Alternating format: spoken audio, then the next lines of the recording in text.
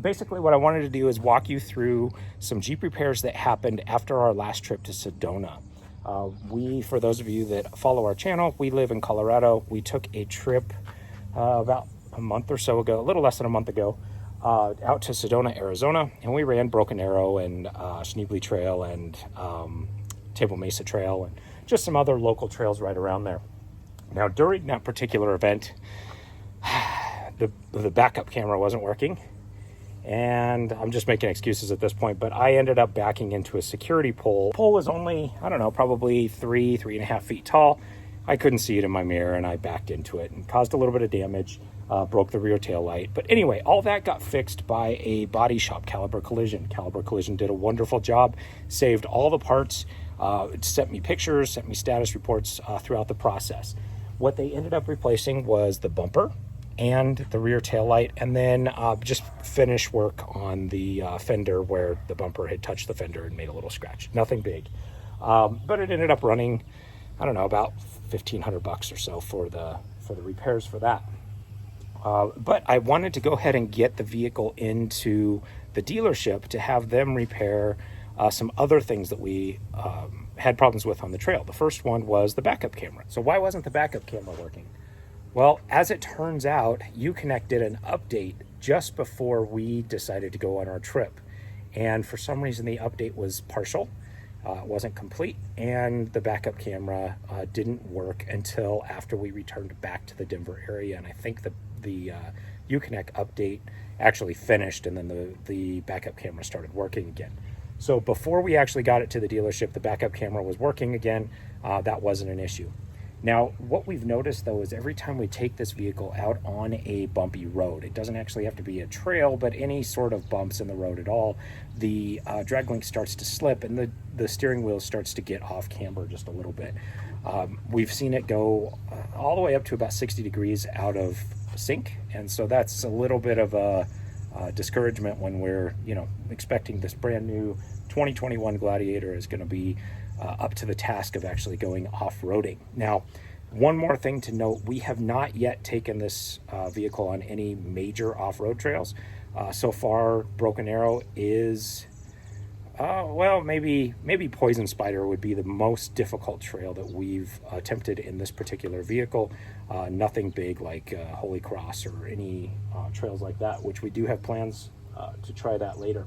But I wanted to show you, here I've got the report of the things that we wanted them to look at. The first one is it appeared that there was a brake leak on the rear passenger tire. So we'll get into that in just a few minutes. But we could definitely see some fluid dripping down onto the inside of the wheel.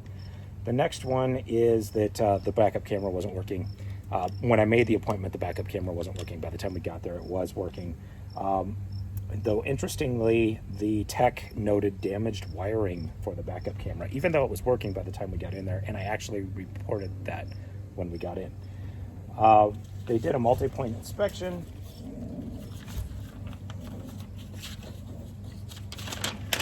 And then the next thing is an oil and filter change. Just wanted to get that done. It's sitting right at about 5,700 miles, so good time to do that. And then the drag link system. So we spoke a little bit about that. And then the last thing is the TPMS sensor was having issues. Now, the TPMS sensor actually came loose on one of the trails. The plug that plugs into the TPMS controller, which is above where the spare tire would be on the Gladiator, had come loose. And we saw that following a trail. We knew that was an issue. I tried plugging it back in. It's a simple plug in the clip, but the clip was not seating and it wouldn't stay in the actual plug. So I could get it in there. It would work until we started driving again and then hit a bump and the thing would fall out and the TPMS warning system would go off again. So I knew that was an issue, and I saw the wire hanging down. I knew that was going to be there. And we'll show some pictures here in just a moment of what we expected from that particular repair. Now, the first thing that I wanted to address is the drag link. So after getting it home and taking a close look at the repairs, we started to notice some oddities with the drag link. And Basically, the drag link actually controls where that steering wheel is placed, and there's a over sleeve that goes over the top and holds a nut, a nut that actually controls where along the alignment is in place. So we went on ahead, and I'm going to show you what this drag link nut looks like. So here's the drag link, and here's the nut that you would adjust. Now this is a retaining screw to make sure that this system does not move. So as you can see, I hope you can see on camera here, there is some wear pattern on that nut itself, and there's also some wear on this particular nut from me adjusting it. Okay, now we can see that there is some rust on the bottom of this connection of the drag link, and you can see that this part of the drag link is the original factory, and it's rusted out clear over here where it connects as well. It's all dirty. This just came back from repair. Or the only thing that I can conclude from that is that the drag link was actually not repaired. So I'm a little upset about that, and I'm going to take it into another dealership and have them take a closer look at that and replace the drag link, which is the actual issue that we've got here. It's just basically there's some threads on the inside, and I believe those threads are just stripped out. So whenever we're hitting the trails, it's just kind of sliding out of place. All right, so next thing I'm going to show are a couple of pictures. So I'm going to post those in here now. But basically what I want to show you is some undercarriage pictures that were sent to me by the dealership as part of our chat when they said they found the issue with the TPMS sensor and the backup camera. So in speaking with their customer service at the dealership, the individual that was working with me claimed that the wiring that you see in these pictures is what controls the TPMS system and the camera system. Even though the cameras were working, again, when I delivered the vehicle, he said that the damage to this particular wire that you see in the picture is what is causing the issue. So I wrote a message back, and I politely explained that that couldn't be the case. Number one, the cameras were working when I dropped it off. Number two, as you can see from these pictures, the insulation is not warped or stretched. It's very deliberately cut, and that wire wasn't there to the best of my recollection when I dropped the vehicle off. Okay, so I knew that the TPMS wire had come loose. I actually had already gotten underneath there and tried to plug it back in, so I knew what the undercarriage of the vehicle looked like. And I knew that that wire wasn't there. I hadn't seen it before. I'd done a very thorough inspection of all the area because I wanted to make sure that that I wasn't missing something, or that I didn't have anything hung up in there that was causing the TPMS wire to not have enough stretch or enough length to actually plug into the TPMS controller. So following the repairs, which ended up costing $320 in labor and miscellaneous, I don't know, $30, $40 in parts, I'll show the full price breakdown here in just a second, but following all of that, we got the vehicle back, and we had actually met with the tech that was working on the vehicle to inspect this wire. And the tech didn't know where the wire plugged in. He said, frankly, I don't even know where that wire goes. So I asked how he could know how much to charge to fix it.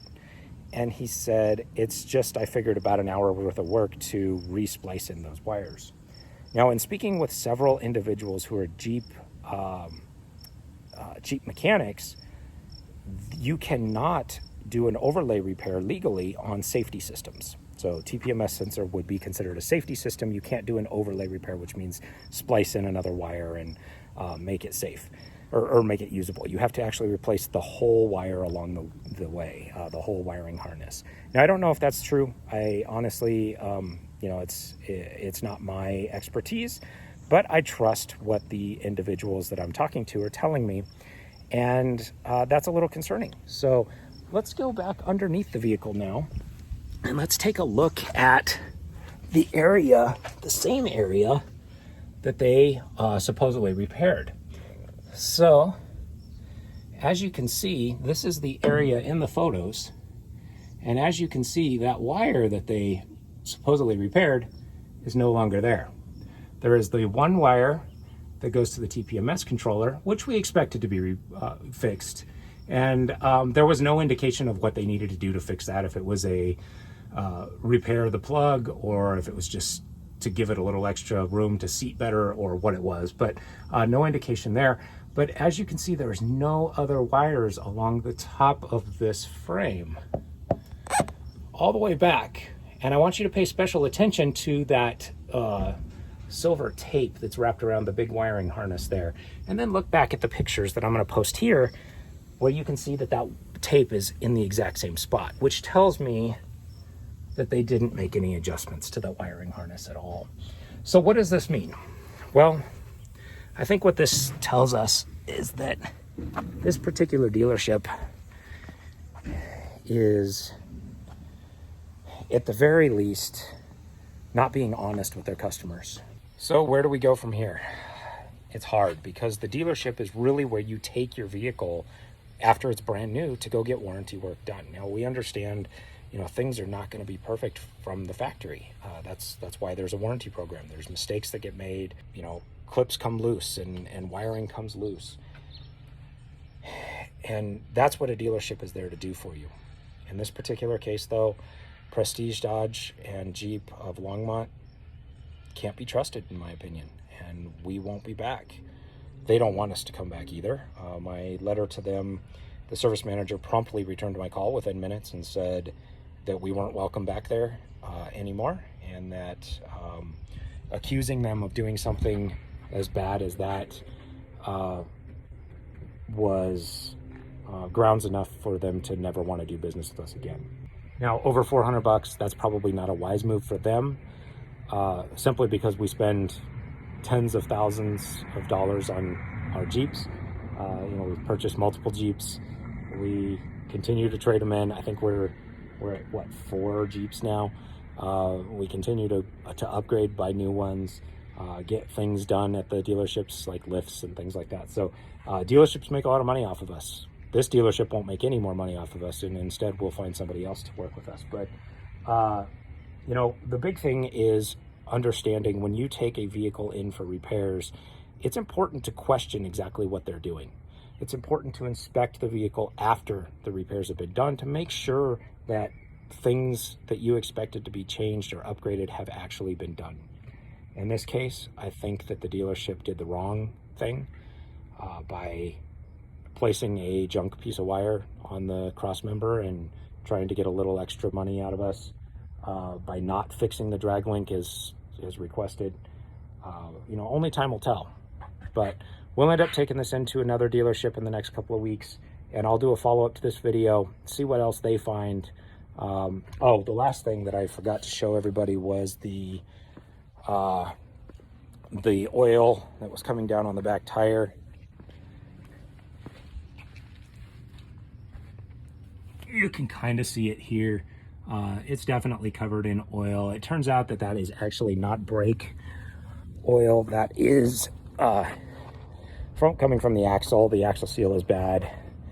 The dealership acknowledged that the axle seal will need to be replaced. However, when you replace an axle seal on the JTs, evidently you have to actually replace the whole axle shaft as well, which parts are about 8 weeks out at this point. So it's going to be a little while before we get that replaced.